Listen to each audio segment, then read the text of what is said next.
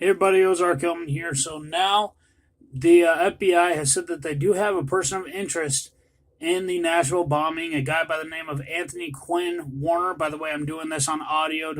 I'm not really able to film today. But anyway, I have checked out some of the facts. Heavy.com has interviewed neighbors, said they lived next to him for 25 years. Homes appraised at $89,000 value, so it's a working class neighborhood. They said he works in computers, although they're not sure exactly what.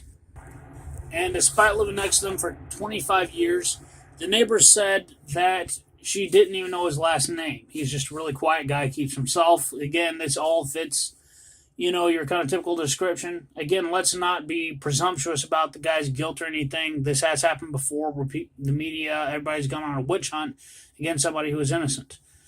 I did compare the photo from Google Photos to the photo of the RV that was parked there driving down the road. You couldn't see in the surveillance photo that the FBI published asking for public assistance. You could not see a driver behind the wheel. I don't know if it had been blacked out or what, but you can't see anything through it, despite being able to see other things through the windows. So that's weird. It does seem to be an exact match, same make, model, paint job, color, all of that. A couple other interesting facts here. I tried to go on Tennessee CaseNet to look this guy up and get any public court records tied to him. The interesting thing is Tennessee CaseNet is not working right now. I got an error message that appears to be from the website itself. Maybe too many other people are looking it up right now too, and it crashed the server.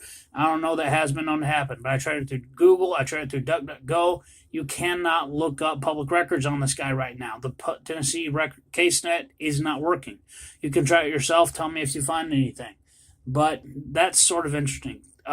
After major public sharing and information about AT&T and T-Mobile, which is related to it, going down, CNN finally reported on it today because CNN is actually owned by AT&T. There's also disruption with airport tower communications. They seem to have a contract with AT&T. It's why they show CNN at all their airports around the country. And also there was another video. Here's a critical piece of information. There was another video of something, and I will link it down below. I linked it to my last video. I wasn't able to get it in that video, but it looks like something before the explosion. It's a weird grainy kind of black and white video for some reason. There's a weird video of something shooting up into the air and leaving a smoke trail right before the explosion.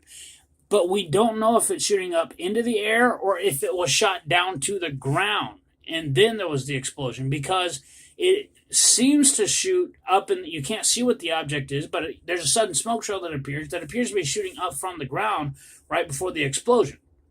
But then when you look closely at it, the whole thing only lasted a couple seconds. You can look it up in the link, watch in slow motion like I did. Then other people pointed out that the smoke trail actually disappears from the top down, as if it shot down to the ground and then the explosion happened. Now, according to a neighbor, here's another piece of information. Neighbor said that the RV had been missing for a few days, which would mean that if he was involved with this, maybe he moved it to another location. There has to be some offsite location where he loaded the explosives.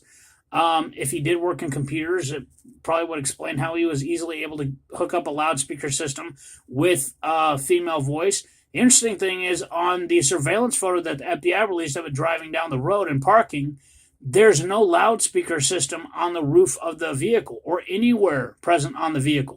Somehow that loudspeaker system was loud enough to be heard for 20 minutes in advance. And people heard gunshots and called in gunshots to get the cops down there. Maybe that was a way to get the cops down there so that they could hear the message and start evacuating. I don't know. But where's the loudspeaker system on the vehicle? And also, if it disappeared for a few days, where was this guy? If it wasn't him that did it, that does seem to imply his guilt, possibly, because if his RV was gone for days, it's massive and visible right next to a small, it looks like either apartment building or house or whatever it is. So why didn't he report it stolen if someone had taken it days before? Again, it's all very odd. Some things don't add up. Where's the loudspeaker system? What was that smoke trail of something either shooting up from the ground or shooting down to the ground? It's hard to tell. right before the explosion. Again, I'll put a link to that video down below. You tell me your thoughts. This is Ozark Gilman. Y'all have a good one.